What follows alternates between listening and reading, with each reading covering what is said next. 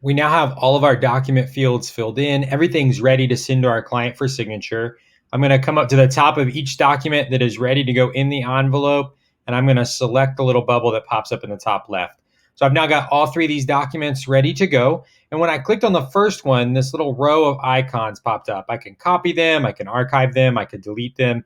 In this case, I'm going to select the Create Envelope button, which is the little pin here. So think of it, a pin, I'm going to sign a signature. I'm going to put all these documents into an envelope. I'm going to mail it to my client to be signed.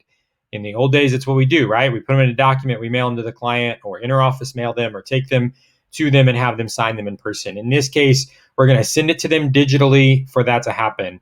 I can name this, so I'm going to go ahead and name this, please DocuSign ERTS. That stands for exclusive right to sell in our market. I've got 3 documents in here. They're all ready to go. I can rearrange them in the order I want them to see them. Whatever order they're in here is the order they're going to see them. If I forgot a document from the room, I can add it here. If you're using templates, which some people do, you could also upload those here. In this case, I'm not teaching you how to use a template. I'm just teaching you the documents. We teach templates in an advanced DocuSign class. I'm going to choose what recipients need to be added to the envelope. And there are multiple ways to do that. In this little drop down, I can add recipients from a pre-tagged role. So all of these forms have been set up with pre-tagged roles. So there are fields that are required for a buyer. It'll auto-assign them to a buyer. Seller, auto-assign to the seller. Agent, auto-assign to the agent. Room participants, so those are going to be people that are in the room. That could be your buyer or seller. It could be your broker, your market center administrator, or you as an agent. Or you can add them manually by email address. The thing to know is that a pre-tagged role is going to be the most efficient way to add any signatures to a document coming from the DocuSign forms groups. Okay, those are pre-tagged. They're already set up to receive those pre-tagged roles. If you're uploading a document that you just need to add signatures to, you're going to want to add that by room participant. You're going to select that person, and then you're going to go and physically add those signatures in the next step. In this case, I'm going to select pre-tagged roles. I'm going to get this pop-up window, and I want to select seller 1. I only have one seller, and I'm going to select listing broker. So seller 1, I'm going to go ahead and scroll down and find Jane. Listing broker, I'm going to scroll down and find my broker. So I've added both of those people. I'm going to click add selected. And you'll notice a very important step on the left-hand side. There's a 1 next to each one of their names. That's going to be the signing order that they receive it in. If I were to click next and go ahead and send this out right now, both parties for this package are going to receive them at the same exact time. However, I know that my broker doesn't want to see or sign anything until my client has signed it first. So I'm going to change next to my listing broker to position number 2. Now, when my seller's done signing, it'll automatically go to my listing broker for her signature, and I don't have to go back in and do anything at that point in time. I'm going to scroll on down, and I can add a subject line if I wanted. Go ahead and put listing agreement in here. I could write a message if you want to send a message to your client. Remember, you need to be having conversations with your client. Don't just send them something to sign without explaining it to them first and walking them through it step by step. I'm going to go ahead and click next here in the top right corner, and it's going to take me from the setup of my documents, and it's going to drop me into the documents. So now this is my e-signature field. On the left-hand side, I have all the different fields I can add to a document. I've got the names in a drop down in the top left. So it's defaulted to my seller right now. I could click the drop down and change that to my broker or any other parties in the group. On the right-hand side, I've got the list of all the documents. I could jump ahead to different pages if I wanted. In this case, I'm going to go back to the very first page.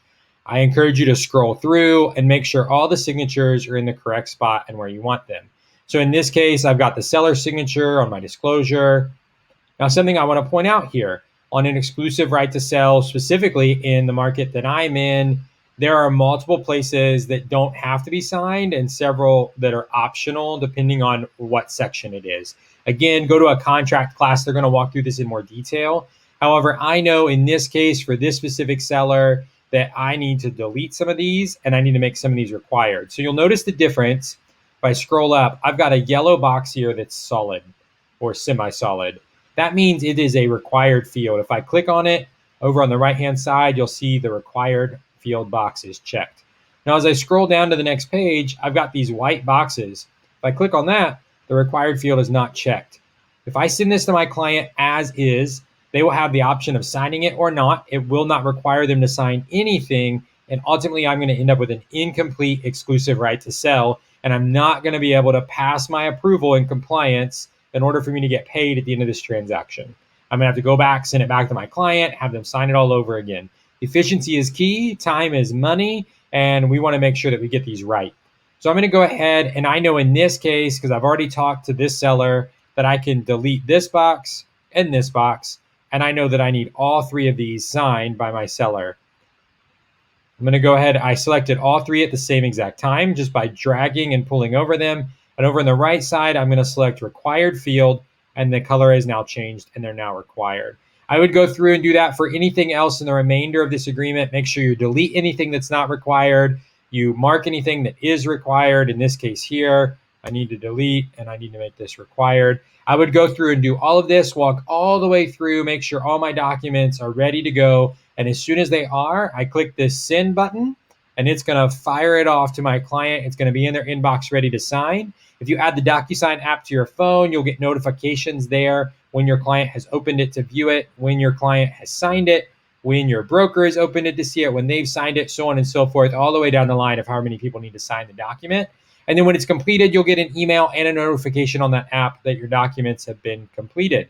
So that's how we sign and send documents to our clients for signature. In the next video, I'm going to show you how to take those completed documents and upload them into the compliance platform back in Command.